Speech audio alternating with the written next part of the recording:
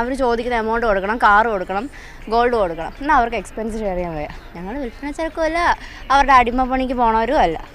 അതുകൊണ്ട് സ്ത്രീധനം കൊടുക്കാൻ സൗകര്യമില്ല. എൻ്റെ അച്ഛനും അമ്മ എതിർത്താലും ഞാൻ അവരെയും കൂടെ പറഞ്ഞ് ശരിയാക്കത്തേ ഉള്ളൂ. കാരണം സ്ത്രീധനം ചോദിക്കുന്നവരോട് നോ തന്നെ പറയണം.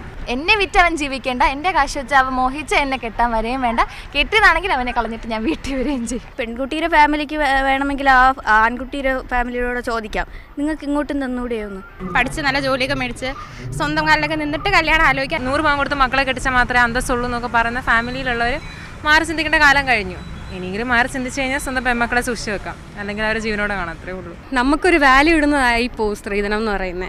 അപ്പോൾ അങ്ങനെയുള്ളൊരു കോൺസെപ്റ്റിനോട് എനിക്ക് തീരെ താല്പര്യമില്ല, എതിർപ്പാണ്. ഈ സ്ത്രീധനം എന്നുള്ള ആ ഒരു അത് എല്ലായിടത്തും നിന്നും മാറണം. കാര്യം സ്ത്രീയാണ് ധനം എന്നുള്ള കാര്യം എല്ലാവരും മനസ്സിലാക്കി തന്നെ ആവണം. എൻ്റെ വീട്ടിലങ്ങനെ സ്ത്രീധനം കൊടുത്ത് കെട്ടിക്കുന്നതിന് താല്പര്യമില്ല.